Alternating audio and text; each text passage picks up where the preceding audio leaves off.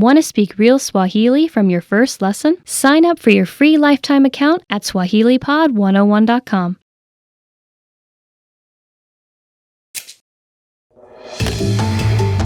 Hi everyone, I'm Gabriella. How are your Swahili listening skills? In this video, you'll have a chance to test them out with a quiz. First, you'll see an image and hear a question. Next comes a short dialogue. Listen carefully and see if you can answer correctly. We'll show you the answer at the end. Are you ready? Mwanamke anamuuliza muuzaji jambo katika duka la vitabu. Mwanamke huyu anataka kukitazama kitabu gani? Samahani, ningelipenda kutazama kitabu katika rafu ile ya vitabu. Ni kitabu kipi unachokitaka? Kile cha magari. Ngoja kidogo tafadhali. Hiki? Ndiyo. Hiki hapa. Mwanamke huyu anataka kukitazama kitabu gani?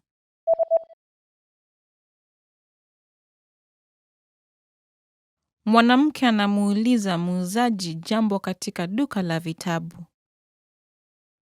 Mwanamke huyu anataka kukitazama kitabu gani?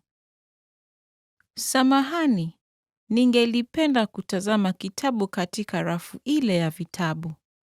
Ni kitabu kipi unachokitaka? Kile cha magari. Ngoja kidogo tafadhali. Hiki? Ndiyo. Hiki hapa. Mwanamume na mwanamke wanatazama orodha ya chakula hotelini. Mwanamume ataagiza nini?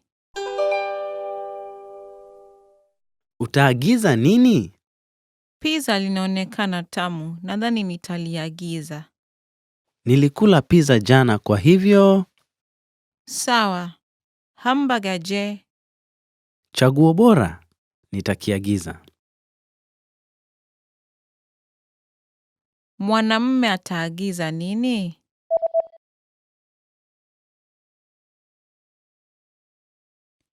Mwanamume na mwanamke wanatazama orodha ya chakula hotelini. Mwanamume ataagiza nini? Utaagiza nini? Pizza linaonekana tamu, nadhani nitaliagiza. Nilikula pizza jana kwa hivyo. Sawa. Hamburger je? Chaguo bora. Nitakiagiza. Mwanamume anapiga simu kwa afisi ya daktari. Anapaswa awe kwa afisi ya daktari saa ngapi? Aise, nikusaidieje? Unafunga saa ngapi leo? Tunafunga saa 12 lakini ufike kabla ya saa 11:30 tafadhali. Sawa, asante. Anapaswa awe kwa afisi ya daktari saa ngapi?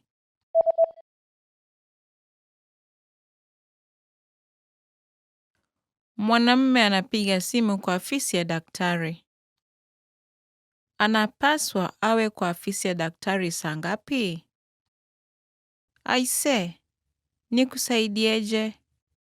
Unafunga saa ngapi leo?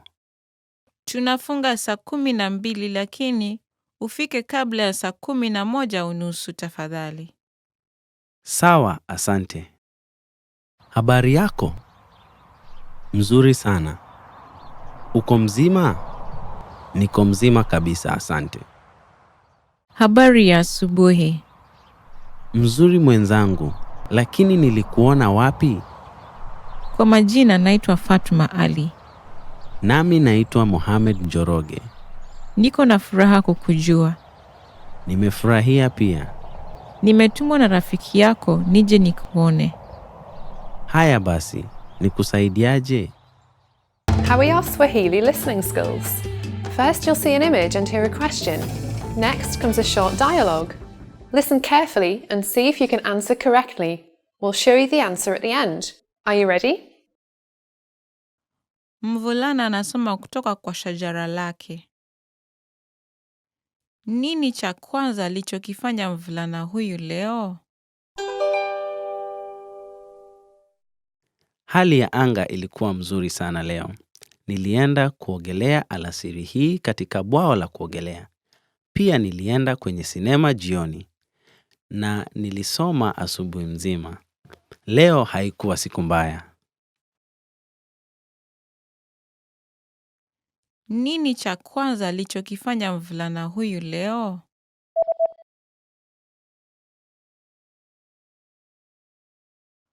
Mvulana anasoma kutoka kwa shajara lake.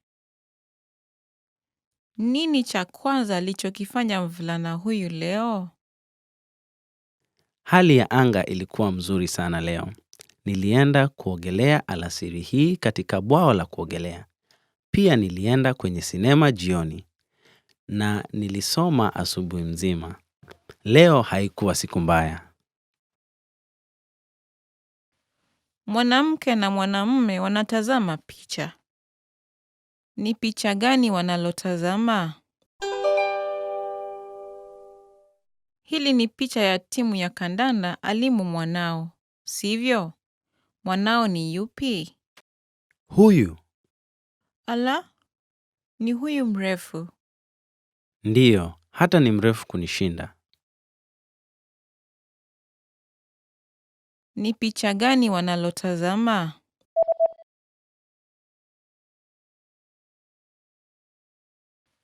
Mwanamke na mwanamume wanatazama picha. Ni picha gani wanalotazama? Hili ni picha ya timu ya kandanda alimu mwanao, sivyo? Mwanao ni yupi? Huyu, Ala, ni huyu mrefu. ndiyo, hata ni mrefu kunishinda. Mwanamume na mwanamke wanazungumza. Wataenda kuona sinema saa ngapi? Twaweza kuona sinema Jumamosi ijayo? Ningelipenda kuja, lakini nina kazi ya ziada wakati wa asubuhi. Utamaliza kazi ya ziada saa ngapi? Nitamaliza saa 8 mchana. Basi, hebu tukutane katika mgahawa saa 9 mchana na tuone sinema saa 10 kamili. Sawa. Wataenda kuona sinema saa ngapi? Mwanamume na mwanamke wanazungumza. Wataenda kuona sinema saa ngapi? Twaweza kuona sinema Jumamosi ijayo? Ningelipenda kuja, lakini nina kazi ya ziada wakati wa asubuhi. Utamaliza kazi ya ziada saa ngapi? Nitamaliza saa 8 mchana. Basi, hebu tukutane katika mgahawa saa 9 mchana na tuone sinema saa 10 kamili. Sawa. Asante sana kwa kuja kuniona hospitalini. Karibu sana. Nilivyosikia umejifungua mapacha, niliamua lazima nije. Nashukuru. Nimekuletea zawadi. Zingine za hawa watoto na zingine zako. Asante sana mwenzangu. Nashukuru. Tafadhali, naomba ujue umenikanyaga. Oh, mimi? Ndiyo, kwa vidole za mguu. Pole sana. How are your Swahili listening skills? First, you'll see an image and hear a question. Next comes a short dialogue. Listen carefully and see if you can answer correctly. We'll show you the answer at the end. Are you ready? Mtu anazungumza na karani wa duka. Atanunua shati gani? Unafikiri shati gani ni bora? Shati nyeupe au ya bluu? Nadhani ya bluu ni nzuri. Inaenda vizuri na koti yako ya kijivu. Unafikiri hivyo? Lakini haiendi vizuri na tai yangu nyekundu. Sivyo? Naam, ni kweli. Sawa. Hivyo basi, nitachukua nyeupe, sio ya bluu. Atanunua shati gani?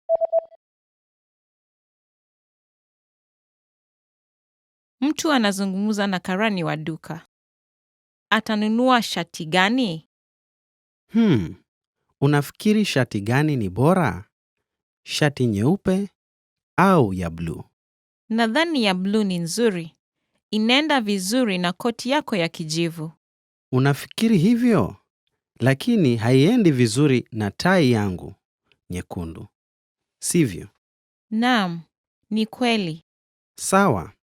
Hivyo basi, nitachukua nyeupe, sio ya bluu.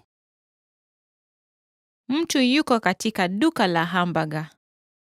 Ataagiza seti gani? Samahani, naweza kupewa seti spesheli ya baga? Ndiyo.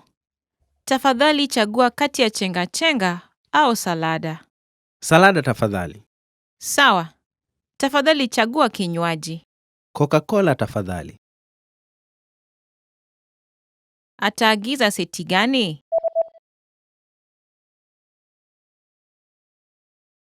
Mtu yuko katika duka la hamburger. Ataagiza seti gani? Samahani, naweza kupewa seti spesheli ya baga? Ndiyo. Tafadhali chagua kati ya chenga-chenga au salada. Salada tafadhali. Sawa. Tafadhali chagua kinywaji. Coca-Cola tafadhali. Mwalimu anapika keki. Je, mwalimu aliweka nini ndani yake? Leo, tunaenda kutengeneza keki. Kwanza, changanya siagi na sukari. Kisha, ongeza yai 2 na changanya vizuri. Ongeza unga, kisha uchanganye polepole. Weka kwenye oveni na uoke kwa dakika 50. Ndivyo hivyo. Je, mwalimu aliweka nini ndani yake?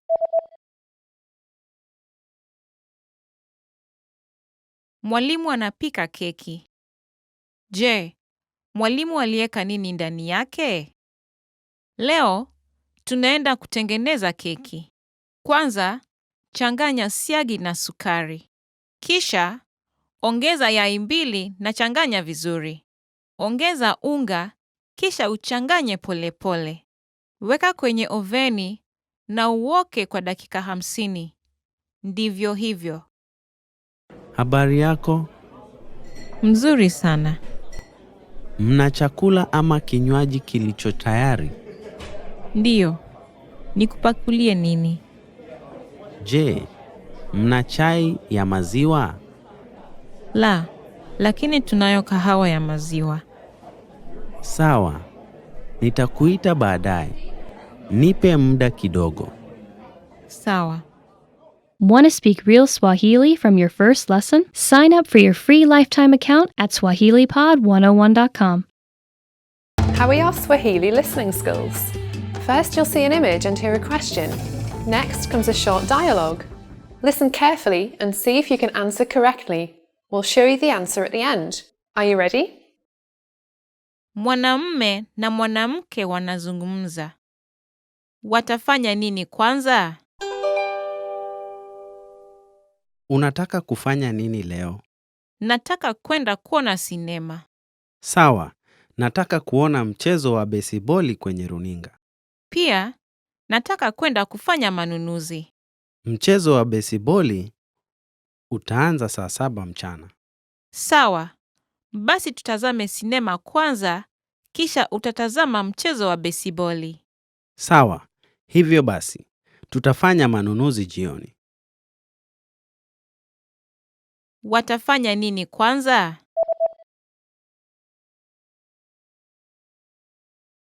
Mwanamume na mwanamke wanazungumza.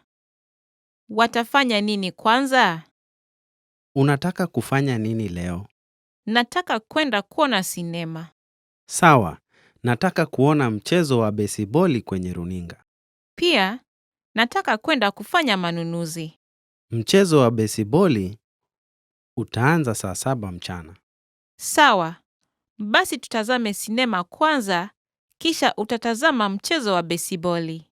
Sawa, hivyo basi, tutafanya manunuzi jioni.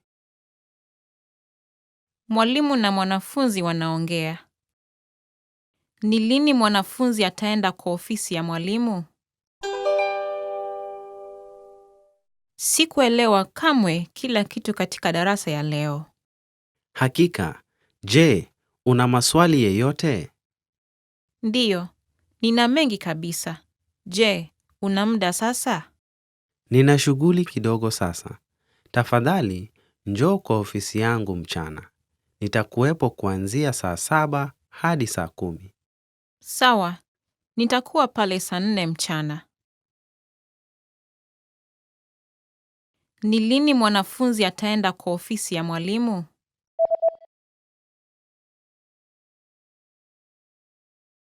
Mwalimu na mwanafunzi wanaongea. Ni lini mwanafunzi ataenda kwa ofisi ya mwalimu? Sikuelewa kamwe kila kitu katika darasa ya leo.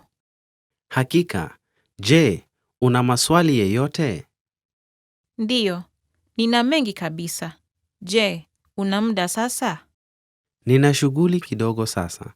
Tafadhali, njoo kwa ofisi yangu mchana. Nitakuwepo kuanzia saa 7 hadi saa 10. Sawa, nitakuwa pale saa 4 mchana. Mwanamke anakula chakula cha mchana katika mgahawa. Ataagiza nini?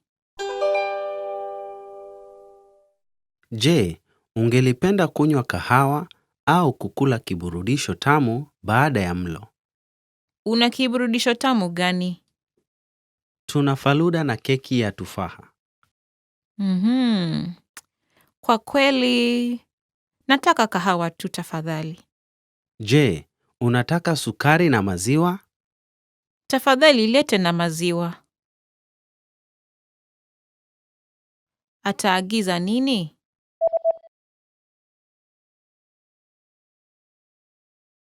Mwanamke anakula chakula cha mchana katika mgahawa. Ataagiza nini? Je, ungelipenda kunywa kahawa au kukula kiburudisho tamu baada ya mlo? Una kiburudisho tamu gani? Tuna faluda na keki ya tufaha. Kwa kweli, nataka kahawa tu tafadhali. Je, unataka sukari na maziwa? Tafadhali lete na maziwa. Yeah, welcome everyone. It's Medina again. Welcome to Swahili Pod 101. Today, we are going to look at the top 25 phrases in Swahili. Let's have fun. Jambo. Hello. Okay, the first phrase is jambo. Hello. Jambo. Jambo is one of the most simple greetings in Kenya. Anyone can use it at any time. In fact, we love using it with tourists. Please visit Kenya and just say jambo. Habari za asubuhi. Good morning. Okay, the next phrase is habari za asubuhi. Good morning. Habari za asubuhi. We often wake up tired sometimes in the morning, but it doesn't cost to say habari za asubuhi. Good morning. Habari za mchana. Good afternoon. The next phrase is habari za mchana. Good afternoon. Habari za mchana. You know, in the afternoon when you meet someone, you're like, oh, habari za mchana. Habari means news. So you're trying to ask someone, okay, how is your afternoon? Tell me anything that is happening in your afternoon. Usiku mwema. Good night. Usiku mwema. Good night. Usiku mwema. Good night. Yes, it's time to sleep. I sometimes look forward to that time, and you know, I look forward to saying good night to my friends or to my family or to my whatever person who is there. Jina lako nani? What's your name? Jina lako nani? What's your name? Jina lako nani? It's an obvious question whenever we meet with people, especially when you want to know who they are. It's polite to know someone's name, right? Do you like being called by your name? Yeah, that's why this phrase is very important. Jina lako nani? Mimi naitwa Medina. My name is Medina. Mimi naitwa Medina. Now, this is actually an answer to the previous question, jina lako nani, what's your name? Now, you have to keep this in mind that, if you use this word frequently, you'll be able to tell people about your name. You'll be able to tell people your name. Nina furaha kukutana na wewe. Nice to meet you. Nina furaha kukutana na wewe. Nice to meet you. Nina furaha kukutana na wewe. Nice to meet you. I mean, it's really polite. I always feel like energized when someone says, nice to meet you. It can be awkward when someone says, oh, I did not want to meet you, but we rarely hear that. Just use that word, nice to meet you. Habari gani? How are you? Habari gani? How are you? Habari in Swahili means news. And gani means what? So what news? Actually, what you're trying to ask here is like, what do you have? I mean, what is all about your life right now in a polite way, Then someone will say, mzuri, or it's okay. They will not go on telling you whatever is happening all around, but they'll just say it's fine or not good, So it's an important phrase. Niko salama, asante, na wewe? I am fine, thanks. And you? Niko salama, asante. Fine, thanks. And you? Niko salama, asante means, oh, I'm fine. Literally, that is what it means. I'm fine, thank you. Then you take it back. What about you? You are concerned about the person who is asking you, If you just say, oh, I'm fine, thanks, then you keep quiet, I mean, we do that sometimes, but, sometimes you want to show concern. So you ask, na wewe, and you? Tafadhali, please. Tafadhali, please. It's a magic word all around the world. So tafadhali is one of those words that you want to embrace when you visit Kenya. Tafadhali, whenever you're asking a favor, just say tafadhali. Excuse me, tafadhali, tafadhali. That's one great word you need to remember. Asante, thank you. Asante, thank you. It's also one of the magic words that relates to tafadhali, please. Asante is like you're appreciating whatever favor you received from someone who did you a favor. So it's also one of those words you like to embrace whenever and wherever. Karibu, you're welcome. Karibu, you're welcome. Karibu. Karibu is one of the most common words used in Kenya. For example, when someone knocks your door, you'll say, oh, karibu. That means come in, or welcome, actually. Then, in some circumstance when someone gives you something, you'll say thank you, right? Now, the person who is giving, you will say karibu. Karibu means welcome. So it can be a joke, but you know what? You can go and ask them, or you can go and ask as many favors as you can, because they said karibu. I mean, that's a joke. You don't have to take it seriously, though. Dio. Yes. Dio. Yes. Dio. Dio is a response. Whenever someone asks a question, you can say dio if it's a positive answer, to the question. It depends. There are the yes, no questions. Yeah, that is where it lies. Dio. Umefika Kenya? Dio. Umekula chakula? Dio. Umefika Kenya means, have you arrived in Kenya? You'll say yes, which is dio. Have you eaten food? Umekula chakula? You'll say dio, yes. Hapana, no. Hapana, no. Hapana.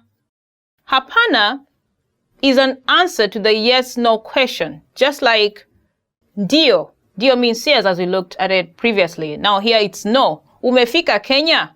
Hapana. Have you arrived in Kenya? No. Umekula chakula? Have you eaten food? No. Hapana. Sawa. Okay. Sawa. Okay. Sawa. Okay. Sawa. Sawa is used to acknowledge that you agree to whatever has been said. For example, you can say, sawa, nimeelewa maelezo yako. Okay, I've understood the explanation. Niwie radhi. Excuse me. Niwie radhi. Excuse me. Niwie radhi. This is a very handy word, especially when you want someone to excuse you for something. Niwie radhi. Naweza angalia mzigo wako? Excuse me, can I check your bag? Samahani, I'm sorry. Samahani, I am sorry. Samahani. Samahani is also one of those polite words that you really need to remember. It comes handy when you make a mistake. Samahani, nimechelewa. I'm very sorry that I'm late. Ni saa ngapi? What time is it? Ni saa ngapi? What time is it? Ni saa ngapi? Of course, you'll want to know time. If you cannot see the time, probably there's no wall clock around, or perhaps your phone is off to check, or perhaps you forgot your wristwatch. You'll ask your friend, ni saa ngapi? Msala ni wapi? Where is the restroom? Msalani ni wapi? Where is the restroom? Msalani ni wapi? Now, for real, you may need this word really, especially if nature keeps calling on you. You know, you may want to ask, hey, tafadhali, msalani ni wapi? Excuse me, where is the restroom? Subiri kidogo. Wait a moment. Subiri kidogo. Wait a moment. Subiri kidogo. When you're caught up doing something and someone asks for a favor, you may use this word. Just a moment. Subiri kidogo. Bei ya hii ni nini? How much is this? Bei ya hii ni nini? How much is this? Bei ya hii ni nini? How much is this? Bei ya hii ni nini? Now, he there stands for the thing that you want to buy. For example, you can say, Bei ya hii nguo ni nini? How much is this dress? Saidia, help. Saidia, help. Saidia. Saidia! Imagine you're drowning. What will you do? You'll shout, Saidia! Help! When you're in trouble, this word comes in handy. I think you may want to use it. Tuonane baadaye. See you later. Tuonane baadaye. See you later. Tuonane baadaye. After you meet with your friend, you have a chat with her or him, you'll definitely say, bye, see you later, when you're parting. I think it's also one of those polite words that you may want to add to your list. Kwaheri, goodbye. Kwaheri, goodbye. Kwaheri, goodbye. Kwaheri. Now, kwaheri reminds me of those toughest moments in my life, when I went abroad to study and my family was back in my country. The toughest moments was when we were parting. I will never want to say kwaheri. I will never want to say goodbye. I will never even want to utter it out, but I will just say it with tears rolling down my cheeks. Yeah, kwaheri. It's a good word to use whenever you're parting. Sijui, I don't know. Sijui, I don't know. Sijui. This is a word that you'll use when you acknowledge that for sure you're not sure about the answer to the question or to the situation that is happening at the moment. Some people think it's impolite to say sijui, especially when you're asking for directions. They'll try to give you information which might be wrong to show that they are polite. So you got to be careful. How are your Swahili listening skills? First, you'll see an image and hear a question. Next comes a short dialogue. Listen carefully and see if you can answer correctly. We'll show you the answer at the end. Are you ready? Mwanamke anangoja mtu. Mwanamke atangoja wapi? Hello, samahani. Nitachelewa kwa dakika 30. Sawa, nitakungojea kwenye mgahawa. Mgahawa? Liko wapi? Linafuatana na duka la vitabu. Kuna duka la kuoka mikate Kingama kutoka Kwalo. Mwanamke atangoja wapi?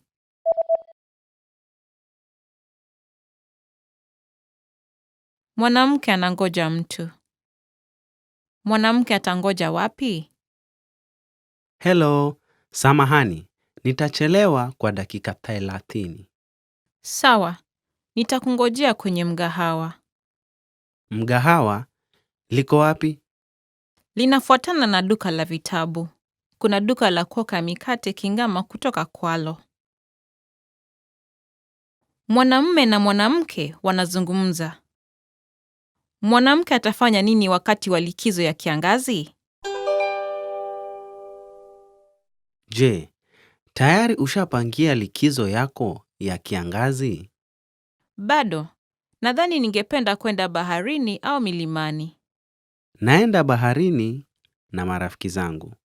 Tunaenda kurambaza. Hiyo ni nzuri. Mbona usije na sisi? Itakuwa ya kufurahia. Ndiyo, nitaenda na wewe. Mwanamke atafanya nini wakati wa likizo ya kiangazi?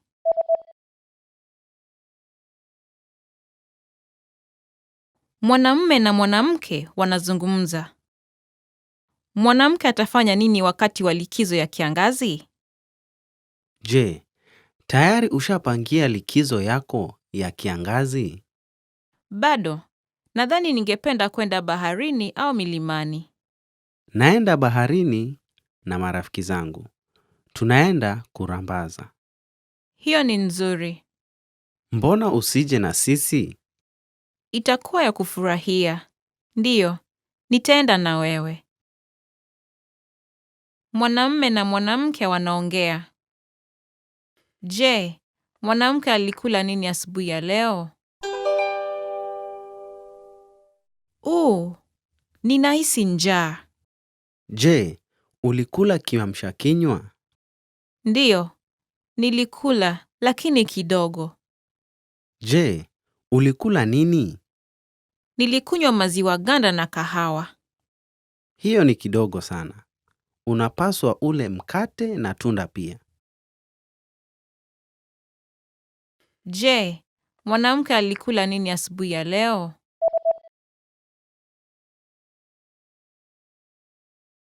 Mwanamume na mwanamke wanaongea. Je, mwanamke alikula nini asubuhi ya leo? Ninahisi njaa. Je, ulikula kiamsha kinywa? Ndiyo, nilikula lakini kidogo. Je, ulikula nini? Nilikunywa maziwa ganda na kahawa. Hiyo ni kidogo sana. Unapaswa ule mkate na tunda pia. Yes, it's Medina again. Welcome to Swahili Pod 101. This is Top Words. Today, we're going to look at the top 25 verbs in Swahili. Welcome! Kuwa, to be. The first verb is kuwa, to be. Kuwa. For example, we can say, ili kukuwa katibu mwema, inabidi ujue kuratibu. In order to be a good secretary, you have to be good at organizing. Kupenda, to like. Kupenda, to like. Kupenda. Bila shaka na kupenda. Of course, I like you. That's quite a handy word to use. Kufanya, to do. Kufanya, to do. Kufanya mazoezi kutakusaidia kupoteza uzito. Doing exercises will help you lose weight. Kusema, to say. Kusema, to say. Nilimfunza mtoto wangu kusema karibu anapoambiwa asante. Nilimfunza mtoto wangu kusema karibu anapoambiwa asante. I taught my toddler to say you're welcome when he's told thanks. Kueleza, to explain. Kueleza, to explain. We can say, ubao mweupe ndilo chombo nzuri cha kueleza kitu cha picha. A whiteboard is a perfect means to explain something visually. Ubao mweupe ndilo chombo nzuri cha kueleza kitu cha picha. Kusikia, to hear. Kusikia, to hear. Kusikia. Kifaru ana hisia ya hali ya juu ya kusikia na kunusa. Kifaru ana hisia ya hali ya juu ya kusikia na kunusa. The rhino has a good sense of hearing and smelling. Kwenda, to go. Kwenda, to go. Kwenda. Nataka kwenda dukani. I want to go to the shop. Nataka kwenda dukani. Kujua, to know. Kujua, to know. Kujua. Pia mimi nafurahia kukujua. Me too. I'm happy to know you. Pia mimi nafurahia kukujua. Kuchukua, to take. Kuchukua, to take. Kuchukua. Usisahau kuchukua picha yangu tafadhali. Don't forget to take my picture. Usisahau kuchukua picha yangu tafadhali. Kuona, to see. Kuona, to see. Kuona. Kwaheri ya kuonana. Bye. See you again. Kwaheri ya kuonana. Kuja, to come. Kuja, to come. Kuja. Ikiwezekana, ningelipenda kuja kesho tena. If possible, I would like to come back tomorrow. Ikiwezekana, ningelipenda kuja kesho tena. Kufikiria, to think. Kufikiria, to think. Kufikiria. Fikiria unachotaka, unipe jibu kesho. Think about what you want and give me the answer by tomorrow.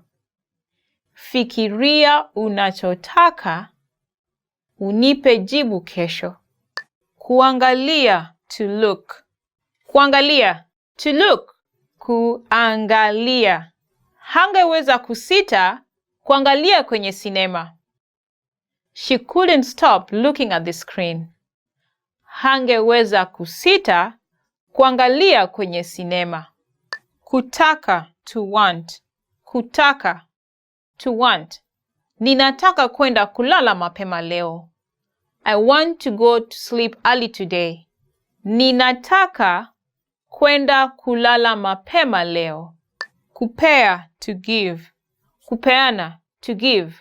Hawakupeana ya kutosha. They didn't give enough. Hawakupeana ya kutosha. Kutumia, to use. Kutumia, to use. Ni laini gani ninayopaswa kutumia? Which line am I supposed to use? Ni laini gani ninayopaswa kutumia? Kutafuta, to find. Kutafuta, to find. Usipoteze wakati wako kutafuta kazi ya hali ya juu. Anza tu kufanya kazi. Don't waste time looking for the ultimate job. Just start working. Usipoteze wakati wako kutafuta kazi ya hali ya juu. Anza tu kufanya kazi. Kwenda nje, to go out. Kwenda nje, to go out. Kwa hakika tunahofia, lakini hauwezi enda nje leo usiku. We are really sorry, but you cannot go out tonight. Kwa hakika tunahofia, lakini hauwezi kwenda nje leo usiku. Kuuliza, to ask. Kuuliza, to ask. Nitakuuliza mara nyingine moja. I will only ask you one more time. Nitakuuliza mara nyingine moja. Kufanya kazi, to work. Kufanya kazi, to work. Naomba unisaidie kufanya kazi hii. I request that you help me do this work. Naomba unisaidie kufanya kazi hii. Kuingia, to enter. Kuingia, to enter. Hauwezi kuingia bila kibali. You cannot enter without permission. Hauwezi kuingia bila kibali. Kuhisi, to feel. Kuhisi, to feel. Kuhisi. Nahisi vizuri. I feel good. Nahisi vizuri. Kujaribu, to try. Kujaribu, to try. Kujaribu. Ningelipenda kuchagua kitu ambacho sijawahi kujaribu. I would like to try something I've never tried before. Ningelipenda kuchagua kitu ambacho sijawahi kujaribu. Kuondoka, to leave. Kuondoka, to leave. Kuondoka. Watu huzoea kuondoka nyumbani na kwenda kazini wakati wa jua kupaa. People usually leave home for work at sunrise. Watu huzoea kuondoka nyumbani na kwenda kazini wakati wa jua kupaa. Kuita, to call. Kuita, to call.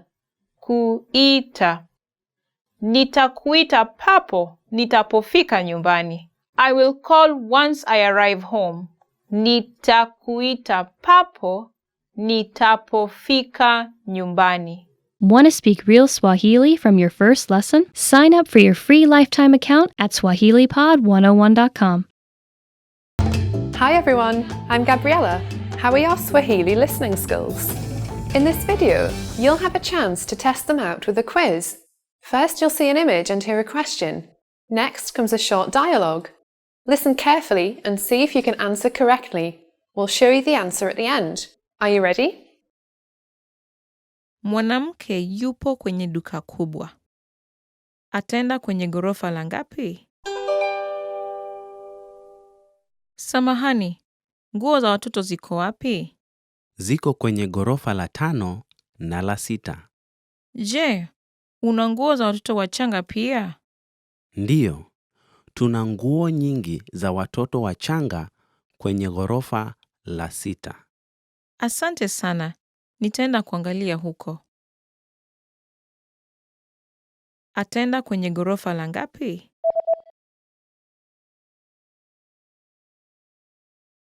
Mwanamke yupo kwenye duka kubwa. Ataenda kwenye ghorofa la ngapi? Samahani, nguo za watoto ziko wapi? Ziko kwenye ghorofa la 5 na la 6. Je, una nguo za watoto wachanga pia?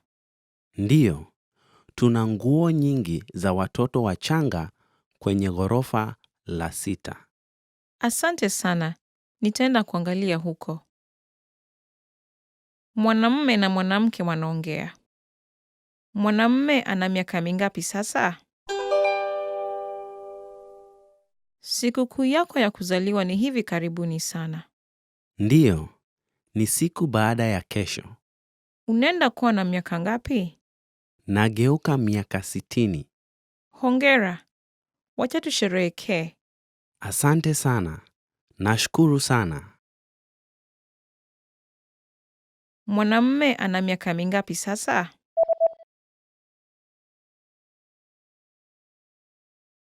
Mwanamume na mwanamke wanaongea. Mwanamume ana miaka mingapi sasa? Sikukuu yako ya kuzaliwa ni hivi karibuni sana. Ndiyo, ni siku baada ya kesho. Unaenda kuwa na miaka ngapi? Nageuka miaka 60. Hongera. Wacha tusherehekee. Asante sana. Nashukuru sana. Mwanamke anaangalia nguo kwenye duka la nguo. Ataenda kununua nini? Sketi ya bluu na nyeupe. Nazipenda zote. Ndiyo, sketi nyeupe inauzwa vizuri. Ya bluu ni ghali kidogo. Naam, lakini inakufaa. Siwezi kumudu zote mbili. Nitanunua ile nyeupe. Sawa. Asante sana. Ataenda kununua nini?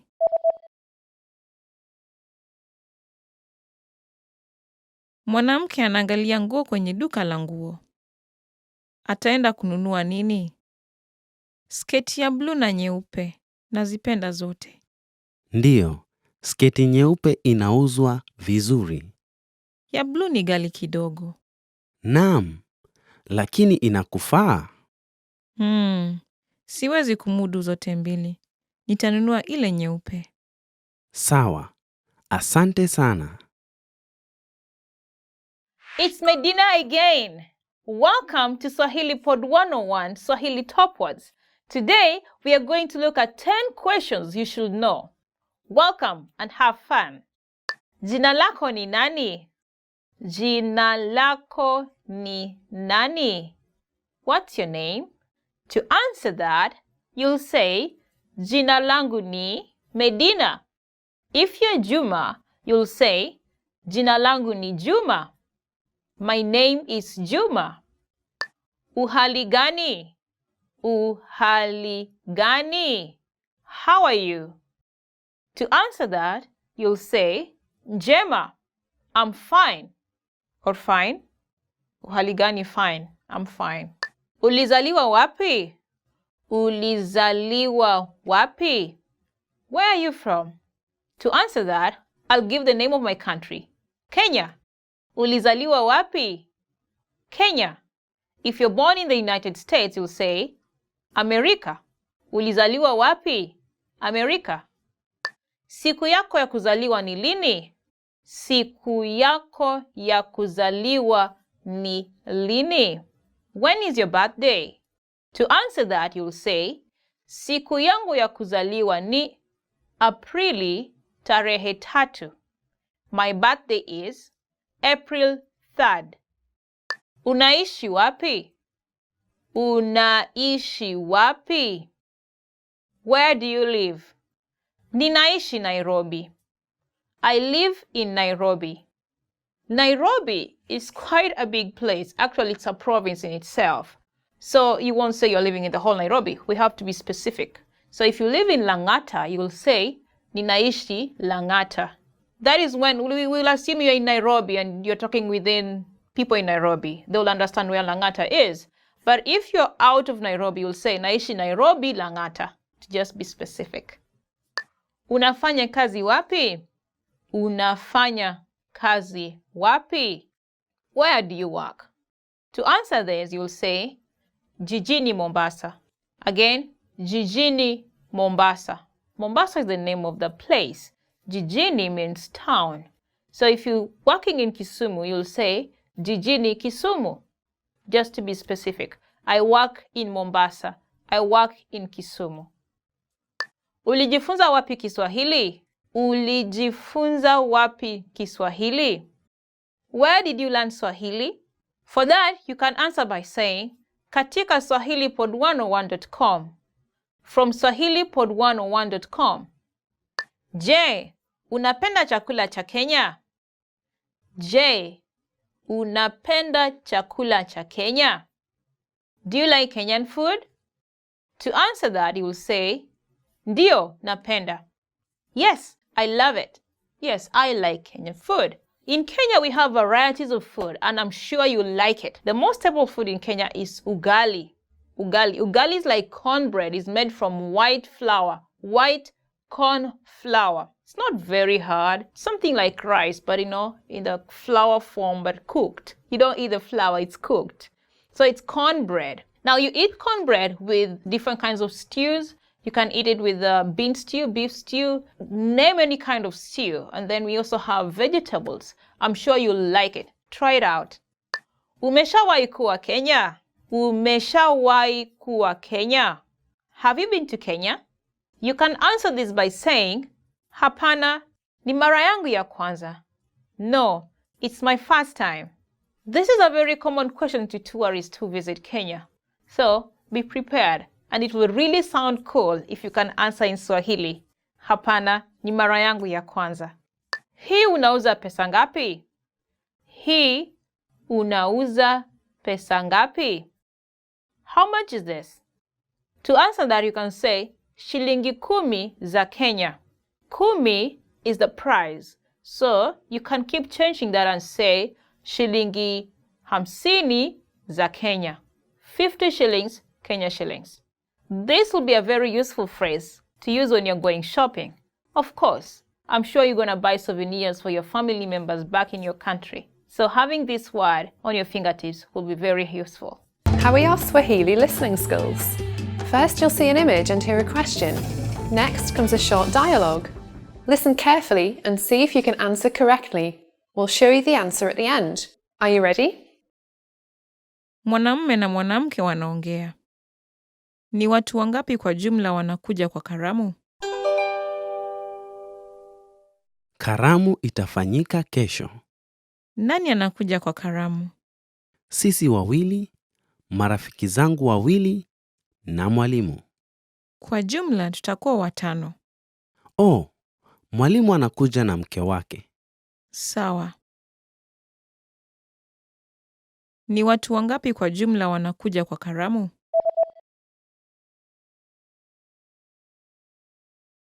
Mwanamume na mwanamke wanaongea. Ni watu wangapi kwa jumla wanakuja kwa karamu? Karamu itafanyika kesho. Nani anakuja kwa karamu? Sisi wawili, marafiki zangu wawili na mwalimu. Kwa jumla tutakuwa 5. Oh, mwalimu anakuja na mke wake. Sawa. Mwanamke alinunua kitanda.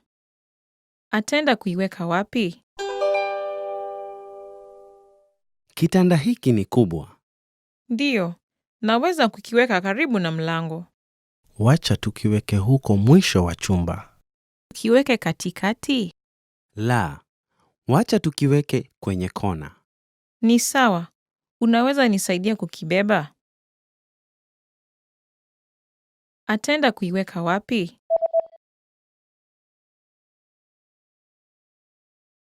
Mwanamke alinunua kitanda. Ataenda kuiweka wapi? Kitanda hiki ni kubwa. Ndiyo, naweza kukiweka karibu na mlango. Wacha tukiweke huko mwisho wa chumba. Kiweke katikati? La, wacha tukiweke kwenye kona. Ni sawa. Unaweza nisaidia kukibeba? Mwalimu anaongea na wanafunzi. Wanafunzi wataleta nini? Kesho tunaenda kwa makumbusho. Mubebe kalamu na daftari na kitu cha kukunywa. Tutakula chakula cha mchana katika mgahawa, kwa hivyo hamuhitaji kubeba sandwichi. Na je, mwavuli? Inaweza nyesha. Tafadhali beba moja. Sawa. Wanafunzi wataleta nini?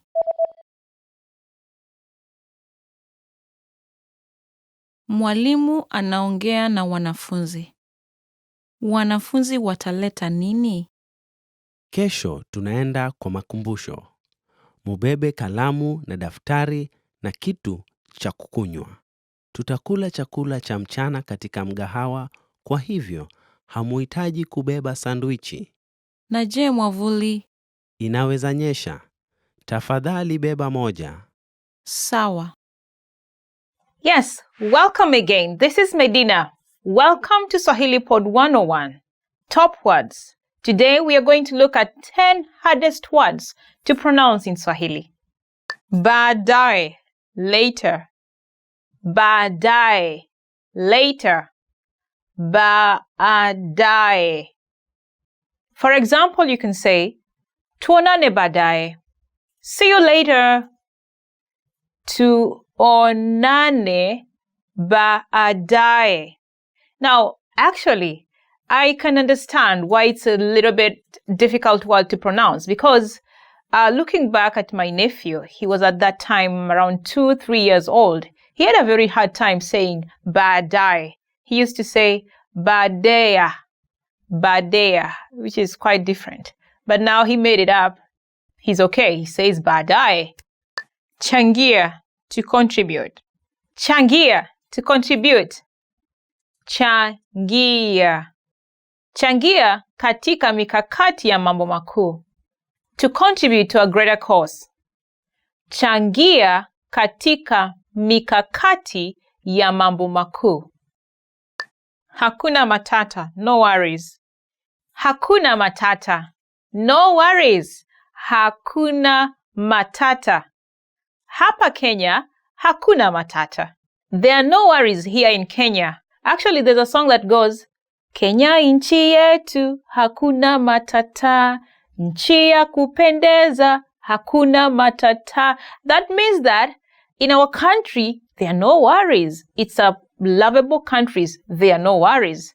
Yeah, Hakuna Matata is quite a handy word to use. Actually, it's in a song, so just learn the song and you get the word. If you're a fan of Lion King movie, I'm sure you've heard about this phrase. Kiangazi, hot season. Kiangazi, hot season. Kiangazi. Kuna kiangazi sana kaskazini mwa nchi. The north part of the country is very dry. Kuna kiangazi sana kaskazini mwa nchi. Kipupwe, cool season.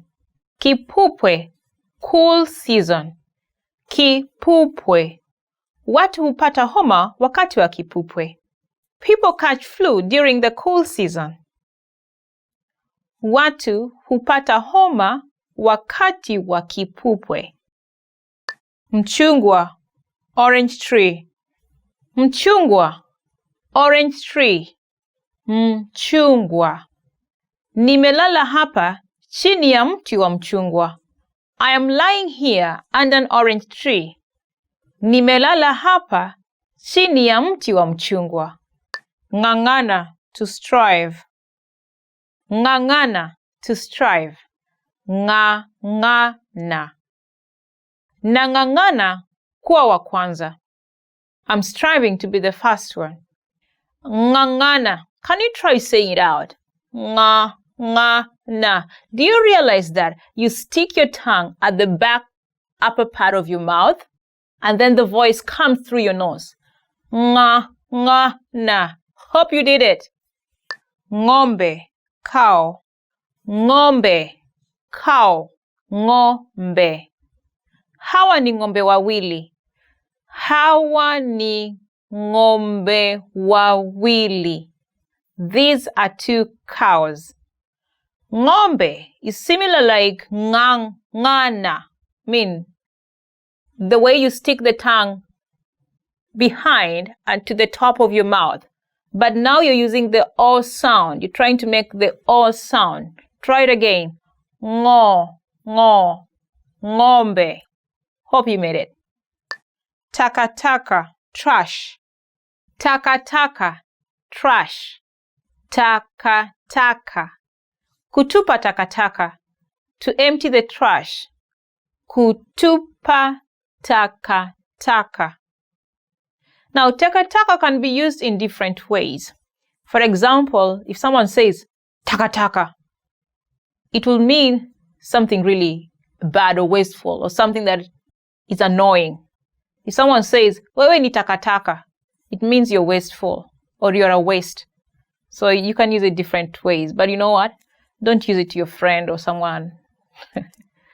I mean, it's not a good word to use, in other words. So be careful when you use it. Nyanyasa, oppress. Nyanyasa, oppress. Nyanyasa. Matajiri wananyanyasa maskini. The rich oppress the poor. Matajiri wananyanyasa maskini. How are your Swahili listening skills? First, you'll see an image and hear a question. Next comes a short dialogue. Listen carefully and see if you can answer correctly. We'll show you the answer at the end. Are you ready? Mwanamume na mwanamke wanaongea. Ni lini wataenda kupata kuchua? Rafiki yangu amefungua mahali mpya pa kuchua. Mahali pa kuchua? Nataka kwenda. Je, una wakati Jumamosi? Jumamosi nina shughuli. Ni vipi Jumapili? Mahali penyewe hufungwa Jumapili. Na je, Ijumaa? Sawa. Ni lini wataenda kupata kuchua?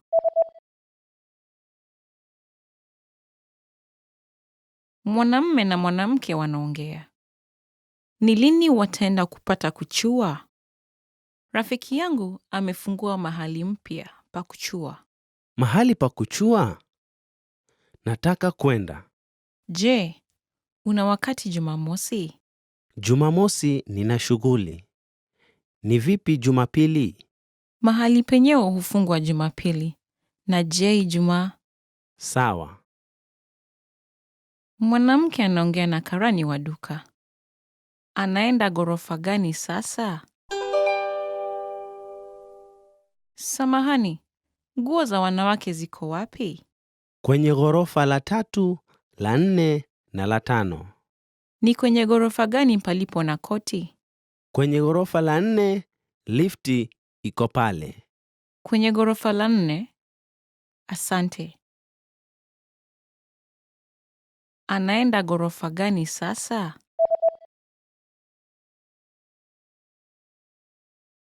Mwanamke anaongea na karani wa duka. Anaenda ghorofa gani sasa? Samahani, nguo za wanawake ziko wapi? Kwenye ghorofa la 3, la 4 na la 5. Ni kwenye ghorofa gani palipo na koti? Kwenye ghorofa la 4, lifti iko pale. Kwenye ghorofa la 4. Asante. Mwanamume na mwanamke wanaongea. Ufunguo uko wapi? Ufunguo wa nyumba uko wapi? Niliuacha kwenye meza. Hauko. Jaribu chini ya meza. Hakuna. Hauko kwenye mfuko pia. Ulikuwa kwenye begi langu. Ufunguo uko wapi?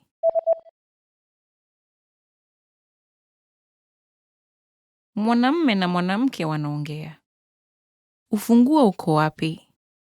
Ufunguo wa nyumba uko wapi? Niliuacha kwenye meza. Hauko. Jaribu chini ya meza. Hakuna. Hauko kwenye mfuko pia. Ulikuwa kwenye begi langu. Want to speed up your language learning? Take your very first lesson with us. You'll start speaking in minutes and master real conversations. Sign up for your free lifetime account. Just click the link in the description.